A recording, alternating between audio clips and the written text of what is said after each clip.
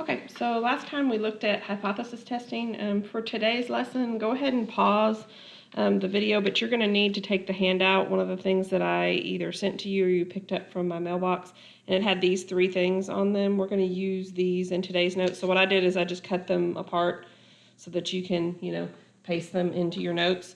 So you're going to need to make sure that you can do that. So if you haven't done that already, go ahead and pause the video and cut those up and then just kind of set the strips to the side. All right, so we're going to, for the next two sections, look at actually performing our own hypothesis testing or our own hypothesis test. Today we're going to look at how to find a reasonable approximation for the population mean when you know the standard deviation. And then next time we're going to look at it when you don't know the standard deviation. So we kind of did some of that before. Remember, if the standard deviation of the population is known, we can use our normal distribution. Whereas if it's unknown, we have to use that student t distribution. Okay. But since we know the normal distribution, we will be looking at data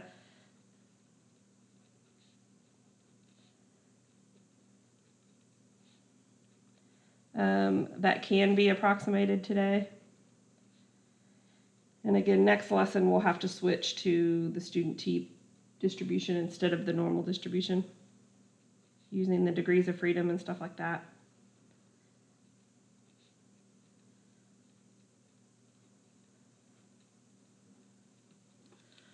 All right, so we've done this before. We got these off of one of our tables, but we're going to be kind of honing in on specific critical values this time. Remember, a critical value is like a value of importance. It's a value that forms a boundary line.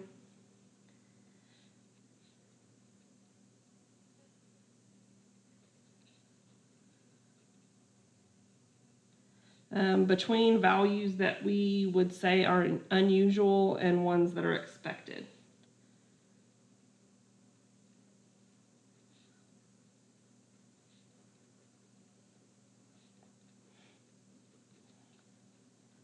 So if you remember right, a lot of times when we were trying to find error, back in the last chapter, we would look at the bottom row of one of those tables to find the critical value for a such and such confidence interval. Like if you wanted 99% confidence, it was a different critical value than if you wanted 95% confident.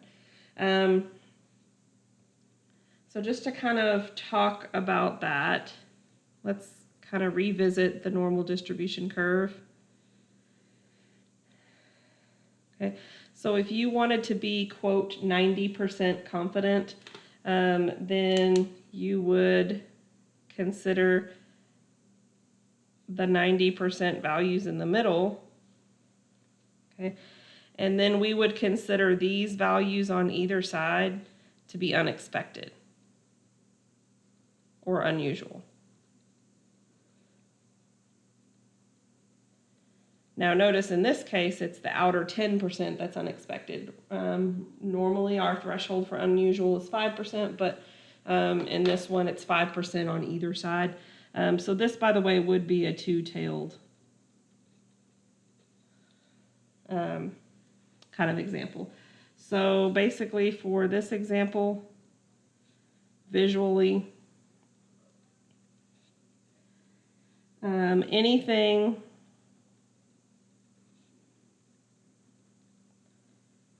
outside the critical values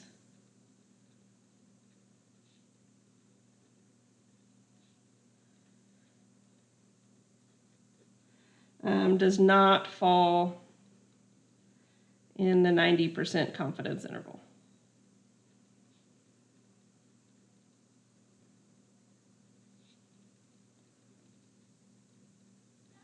Okay, so what we would have here and here is we would have z-scores.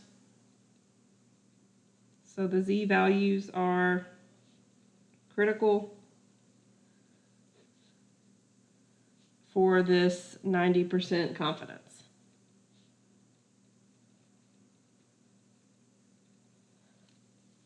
Okay.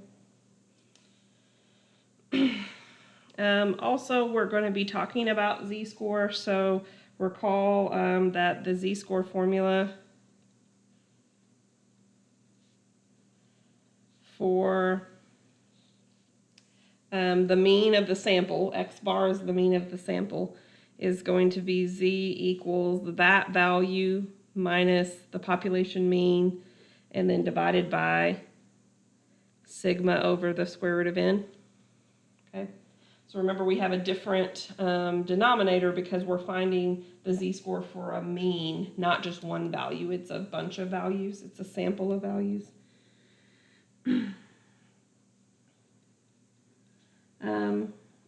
So we talked about h sub 0 and h sub 1 in the last section. So if we reject the null hypothesis, or h sub 0, after choosing a significance level,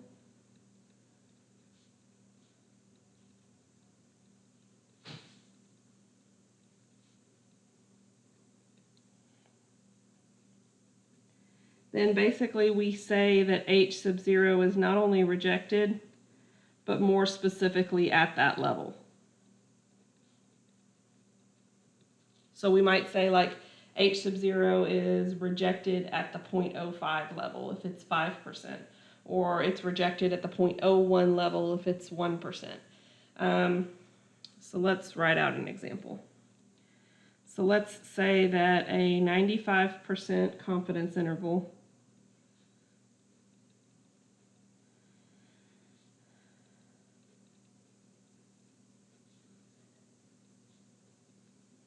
for the population mean, or mu, is between 2.30 and 3.90.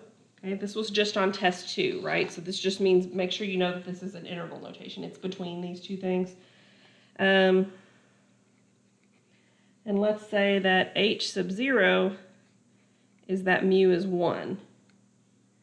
Okay, notice 1 is definitely outside this window. So we reject h sub 0 since it is not in the interval.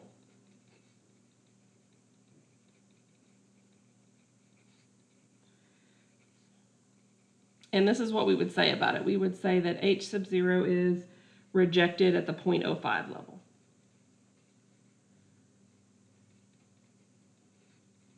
And where I came up with that 0.05 is by subtracting the 95% from 100. So I'm going to underline this.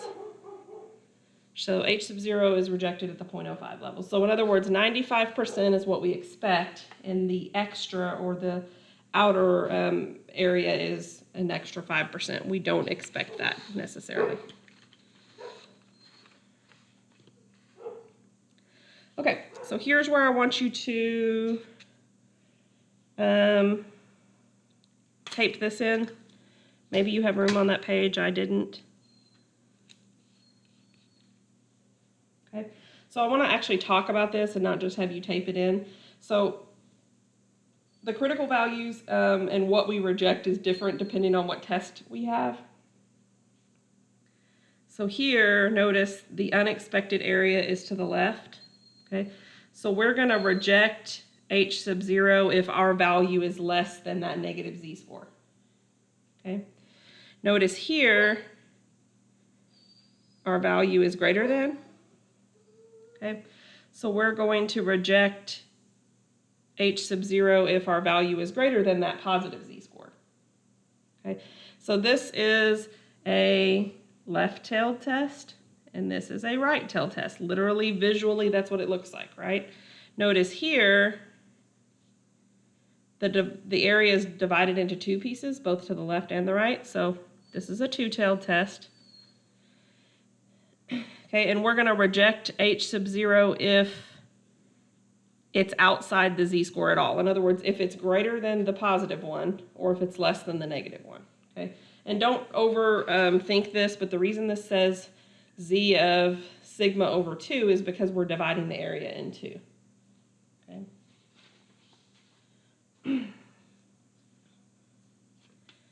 Okay, and then next I want you to go ahead and tape these.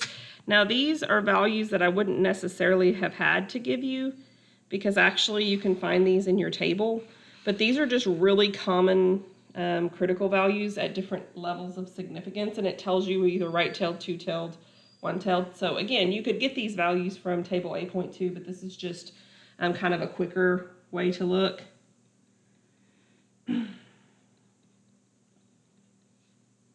So that maybe I don't have to get out the chart every time. So let's say that a test is made and we think that mu is going to be 1 versus mu being greater than 1. Okay. The first thing you need to recognize is that that is a right-tailed test, right? Because we're greater than 1.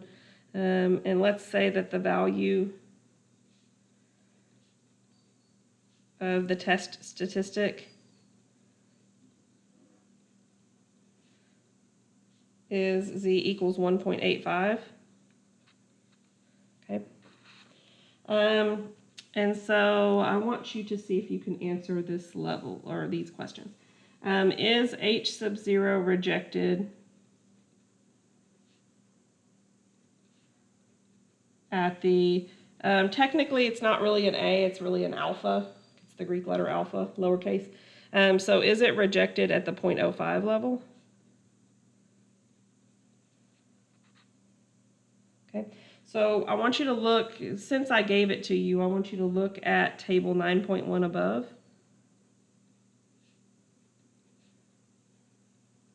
In other words, this little bitty one here. Okay. So I want you to look at the critical value.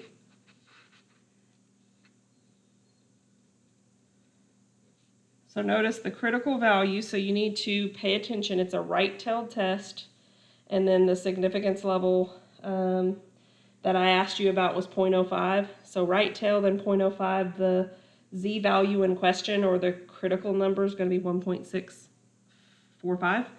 So the critical value at this level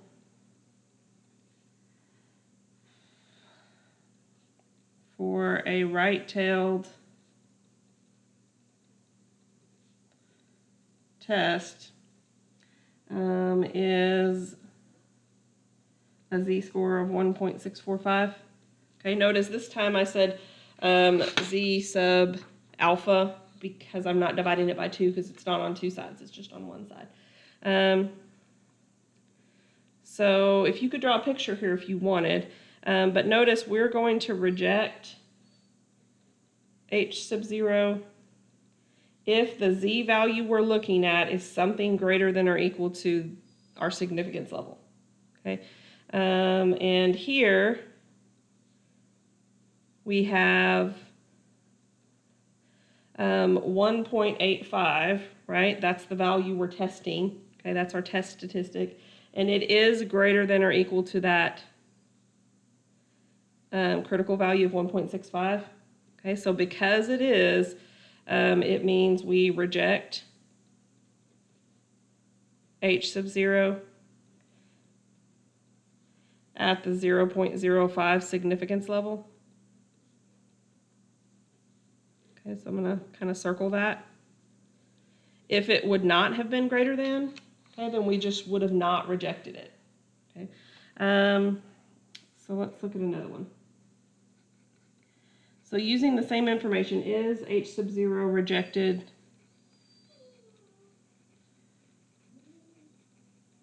at the alpha equals 0.01 level? Okay, in other words, we're being more specific. Okay, and so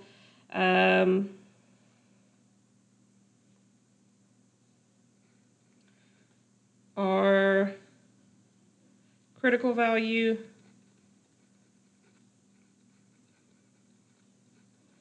from the chart.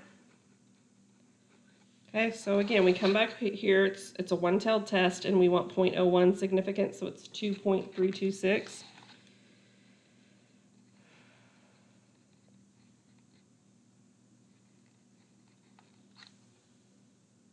Okay, and notice that our value of 1.85 is not greater than or equal to the 2.326. Okay, so it means we do not reject H sub 0.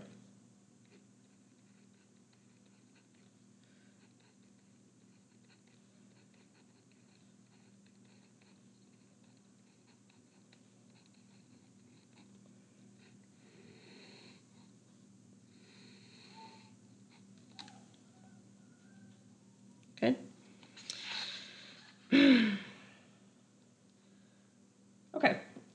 So let's go over some ground rules of when we're allowed to use this type of testing. Remember, this type of testing is appropriate only if we know it's a normal distribution or close.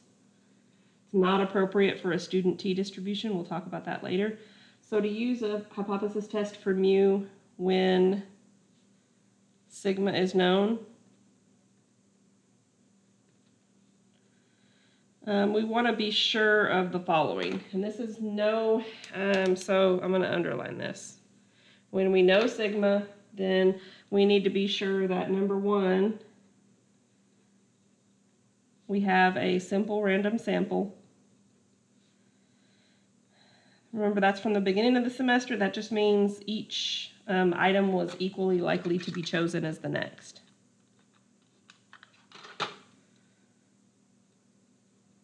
And it's been a minute, but remember, n is supposed to be greater than 30 for us to be able to say that the distribution of the values is approximately normal. So as soon as you know that you can use it, let's talk about the steps for performing a hypothesis test. So this is going to require that you kind of pull in some of your knowledge from 9.1. That's why I wanted you to do the homework first before you attempted this lesson. So the steps for performing a hypothesis test for mu when sigma is known is the following. Once you know that you can, okay, the first thing you need to do is you need to state your null hypothesis and your alternate hypothesis. Remember that there are three options for the alternate hypothesis, depending on whether it's right-tailed, left-tailed, or two-tailed. Okay. Number two is you're going to choose the significance level.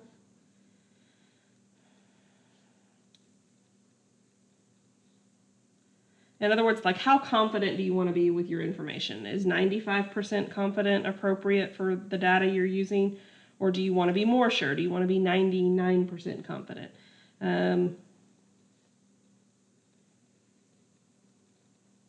Okay. Usually this is going to be given to you, so it's going to be told how sure you need to be. Number three is you need to compute the test statistic. Remember, the test statistic is what you're comparing to the critical value. So it's going to look like, it's just going to be the z-score. So it's going to be x bar minus mu. You might see mu sub 0. That just means the original mu. Something sub 0 just means the value at the beginning. And then step number 4 is you're going to determine whether to reject H sub 0 or not. Just ignore my dog from freaking out.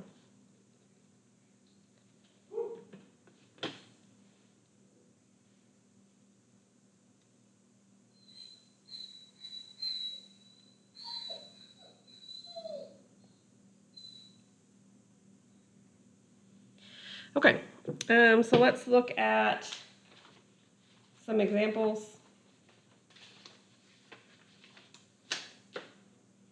Oh, forgot about the last step. And then the last step is to state a conclusion. Remember, your conclusion, if you reject H sub 0, is that we believe H sub 1. Your conclusion, if you don't reject H sub 0, is just inconclusive.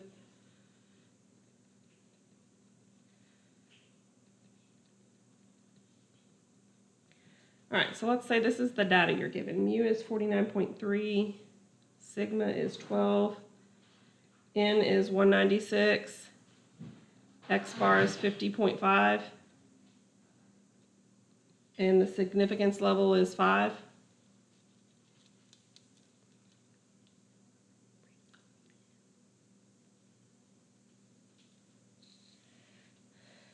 Okay, and let's say that all we know is that we think the mean may have changed.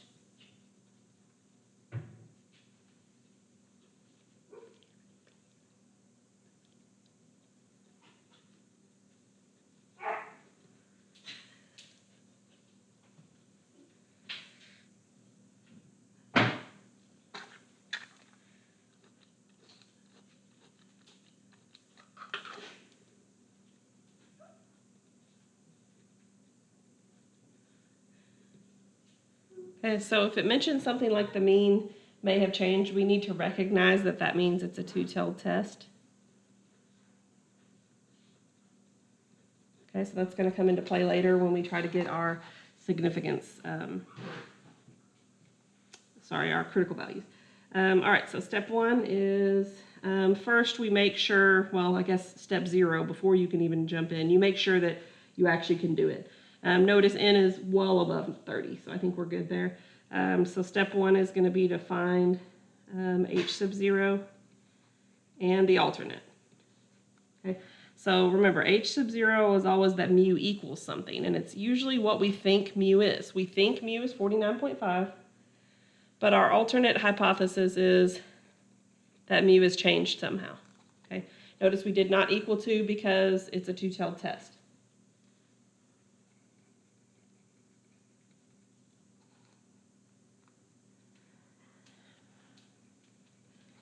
All right, so the significance level that I gave you is alpha equals 0.05. So we need to look back at our table, the table 9.1, the little one that we just pasted in our notes, and figure out what critical value we have. So it's a two-tailed test. Make sure you're looking at the right row.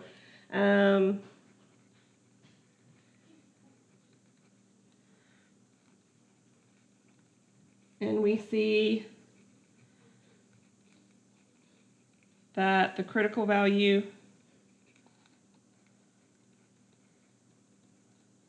now notice this is alpha over 2. Okay, don't let that confuse you. It's just because it's a two-tailed test and we're dividing it into 2 pieces basically. But that is equal to 1.96. Okay. So we know that our critical value is 1.96. So now we need the value that we're going to compare to that critical value. So step 3 is to compute the test statistic, what we're going to use to test against that critical value. So we take, remember, x bar minus mu over standard deviation over n. So it's going to be 50.5 minus 49.3. And then over, the standard deviation was given as 12, and then over the square root of 196. Okay, so this works out to be 1.4. Okay, so this is our test value that we're going to compare to that z-score from step 2.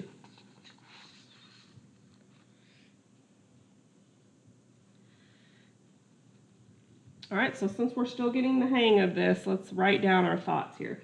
We will reject h sub 0, remember, if the z we just got is bigger than the critical value. Okay, so let's compare them. So notice here we have 1.4, and that is not greater than or equal to 1.96. So the conclusion is, or not the conclusion, but our decision is we do not reject the null hypothesis. And remember, all that means is that, kind of like the person is found not guilty, it doesn't mean they're innocent. So step 5 is to come up with a conclusion. And the conclusion, since we did not reject it, is just that there is not enough evidence. There's not enough info to make a decision. Okay, it doesn't mean that it's true. It doesn't mean H sub 0 is valid. It just means we don't have enough information to throw H sub 0 out. That's what it means. So there's not enough information to say if the mean has changed or not. Okay, in other words, the test is inconclusive. Okay, it doesn't give us any conclusion at all.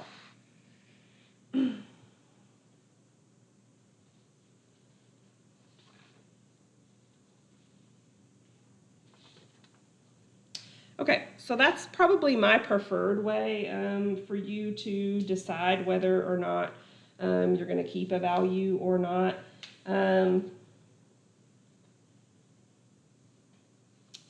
But I do want to show you a secondary way. I feel like your homework's probably going to have both types of questions. So here's another version of the hypothesis test for the mean with sigma known.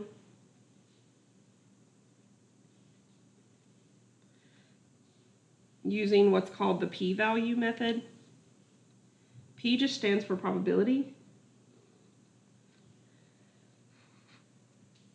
Okay, and some of the requirements are the same. So the first step is you do need to make sure the assumptions are satisfied. In other words, make sure it's appropriate for you to even be using a normal distribution.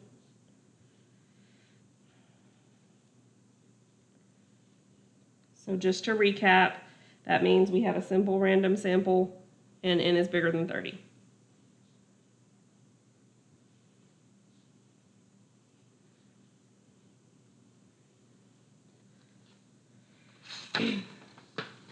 Okay, so once you know that's true, again, you're going to state your null hypothesis and your alternate.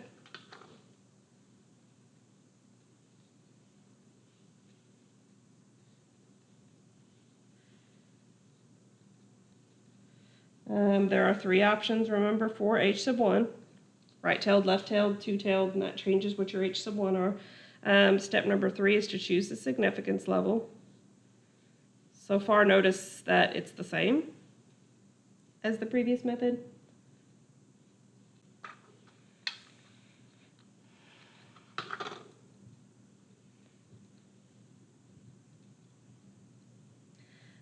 Step number 4 is you're going to compute your test statistic.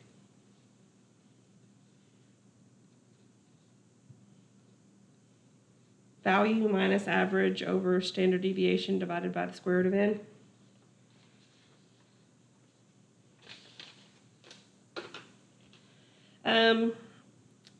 But the fifth thing is basically, this is for when maybe that shortened table isn't appropriate. So I'm going to tell you what I mean by that in a minute.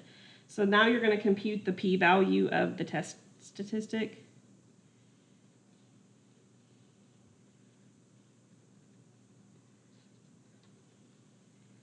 And the p-value is just simply the probability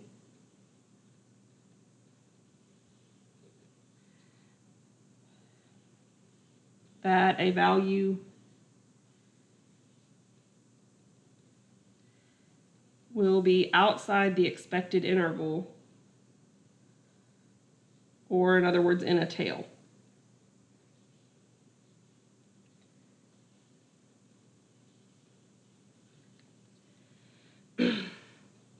And you're going to refer to our table 8.2 for these.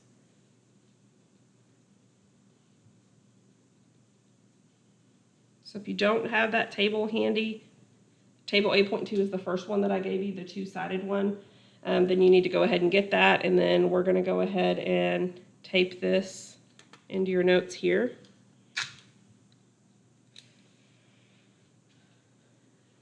So I've got to even dig out my table.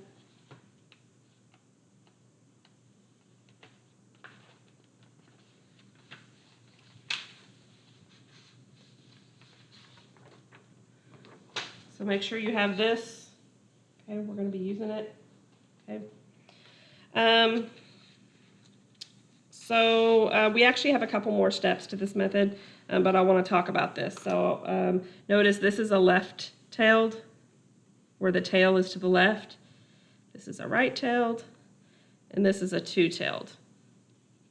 Okay, I'm going to circle this. Notice here the p-value would have to be divided by 2 because if we wanted the outer 5%, for instance, it would be 2.5% here and 2.5% there. Okay. There's a little bit more to think about there.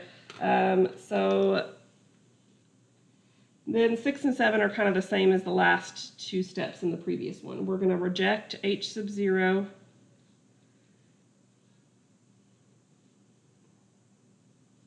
if the p-value is less than or equal to the significance level.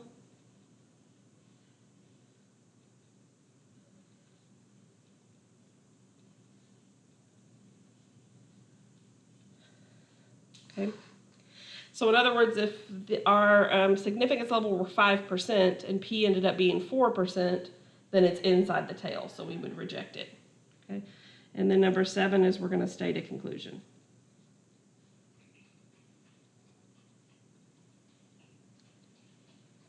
Okay, so you're going to see this is kind of similar, but you know what this is used for. Let me kind of pull back up the notes here. Here's table 9.1. Notice it only covers 4 significance levels. Okay, only 10%, 5%, 2%, and 1%. And sometimes we are going to need different values from that. So those aren't the only 4 significance levels we can have. So that's kind of why we need this secondary method. All right, so let's set up our info here. Let's say mu is 20.8, sigma is 8, n is 100, x bar is 23. Okay, so in other words, the population means 20.8, but my sample means 23. Okay, and the question that I'm asking you is, has the mean increased?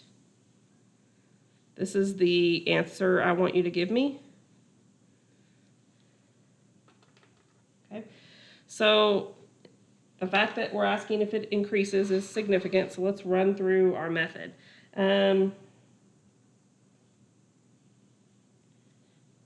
So I also need to tell you the significance level, sorry. So let's say that I want a significance level of 0.02, a 2% significance level. Okay, so first of all, we can use the test, right? Because n is bigger than 100, so we're good to go. So the first step is we need to set up our h sub 0 and our h sub 1. So our h sub 0 is always that mu is what we originally expected it to be. Okay. The fact that we're asking if it increases means that the alternate is that it's something bigger than 20.8. Okay, and the reason we went bigger than is because it's a right-tailed test.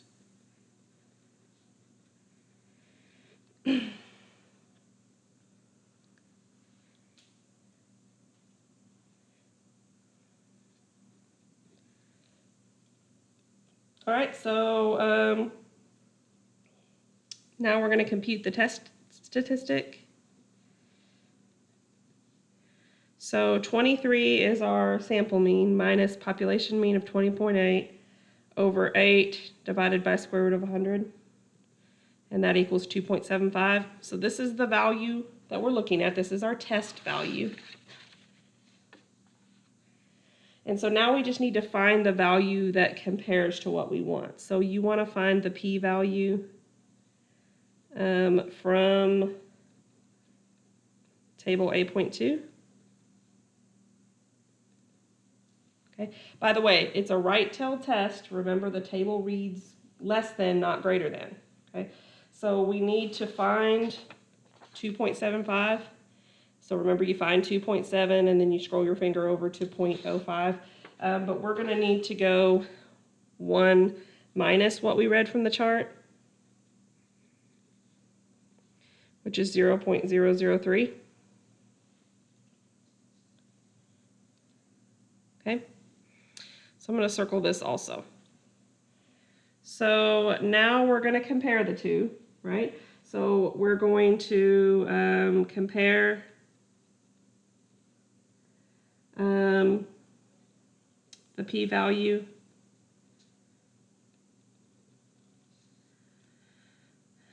and the 0.02 level of significance.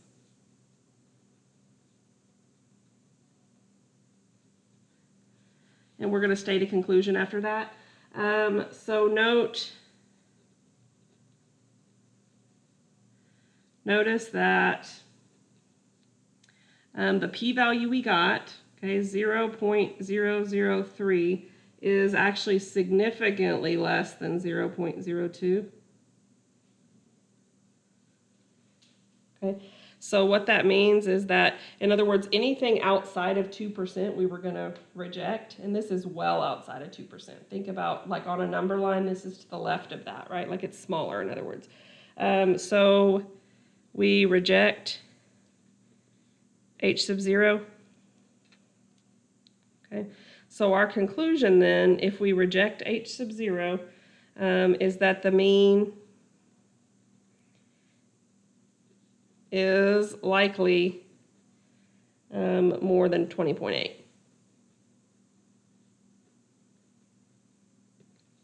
Okay, because we rejected h sub 0 or our null hypothesis, we now believe our alternate hypothesis, which was that the mean has actually increased. The mean is bigger than what we thought.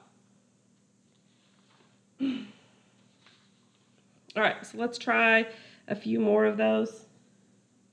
So I'm going to run through kind of some things that I want you to find here.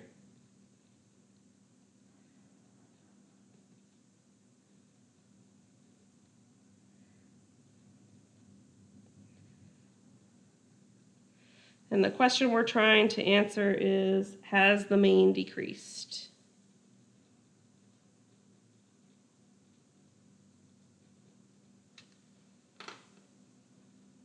Okay, so is it lower than what we think? So first thing, run through quickly. Notice n is well above 30, so we're good to continue. So the first thing I want you to do is I want you to find h sub 0 and h sub 1. Not really find them so much as state them.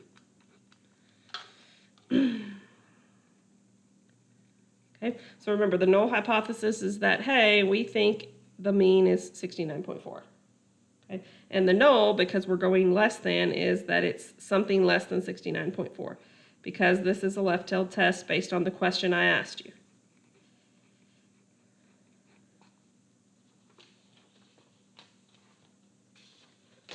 Okay, for part B, I want you to compute our test statistic. Okay, so compute Z. So notice our sample mean is 69. So 69.0 minus what we thought our mean should be, and then divided by the standard deviation that's given above over the square root of 300. And this comes out to be about negative 2.44. Okay. Remember, z-scores, we only ever need 2 decimal places for z-scores because that's all the chart reads anyway. Okay. Since we are less than, we can just read the chart as is. So I'm going to say, I'm not going to show you the chart, but I want you to find the p-value from table 8.2. And if you look at negative 2.44 on the table, let me make sure that what I did ahead of time is right. It's 0.0073. Notice we don't have to do 1 minus because it's already less than. Okay. And then lastly, I want you to state a conclusion. Let's say I want you to state a conclusion at the sigma equals 0.01 level of significance.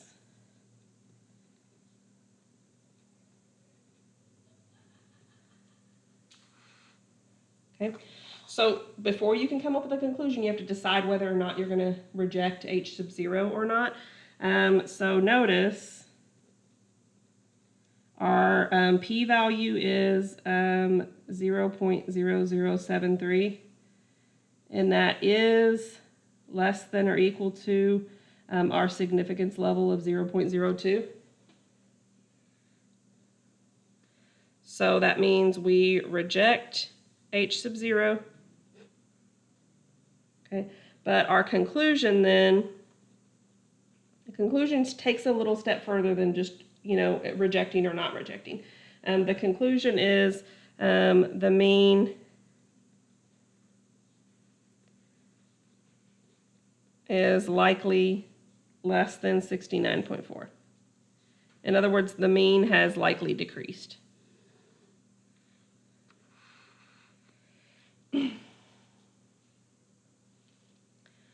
Okay, so last but not least, I want to look at a two-tailed example, and you need to pay particular attention to this, and you need to kind of think about it for a little bit. So let's say that this is the information I give you.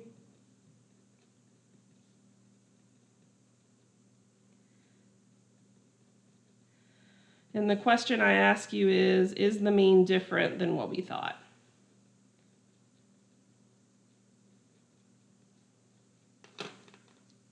Okay, me asking you if it's different implies that it is definitely a two-tailed test.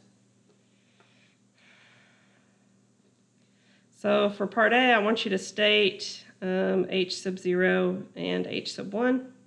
H sub 0 is always the mean equals something. Okay, the null hypothesis is not that interesting. Okay, but since it's a two-tailed test, our alternate hypothesis is that it's something other than 49.3. We don't know if it's bigger or smaller, we just know that it's not that. So this is because it's a two-tailed test. Okay, so next I want you to compute the z-score. So 51.9 is the sample mean minus the 49.3, which is the population mean, over 17 divided by 177. So make sure you work that out, but note I get z is 2.03. Okay. Note that z is positive. Okay, but we also have to consider the negative one, right? Because we're two-tailed. We have a positive 2.03 and then on the other side, negative 2.03. So you need to kind of think about that for a minute. So in part C, let's talk about what we're going to do. You are going to do, first of all, because z is positive, we do need to do 1 minus what we read from the chart. Or you could look at the negative version, okay? But we're going to need to multiply by 2. So it's going to be 1 minus, and then what you read on the chart at 2.03 is 0.9788. The reason for this 2 times is because there are 2 tails.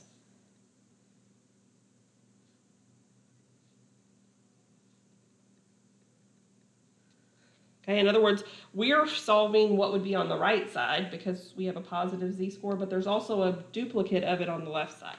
Okay. So the p-value you actually need to look at is double so that you can account for both sides. So the value you're looking at is actually this. Okay, so it would be 0.0212 if you subtracted 0.9788 from 1, but then we had to double it. And then part D, I want you to state a conclusion.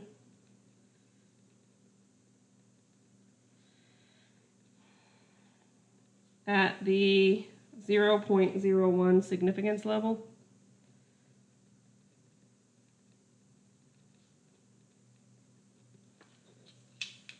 Okay, so before you make a determination, you need to compare the numbers. Okay, notice that the number we got here, which was 0.0424, is not less than or equal to 0.01. Okay, 0.04 is bigger than 0.01. Okay, so that means we do not reject H sub 0. Okay, and our conclusion then, remember there's only 2 forms of the conclusion. When you reject it, you accept the alternate hypothesis. When you don't reject it, you just say something like, there is not enough evidence to conclude anything. So in this problem, there is not enough evidence to conclude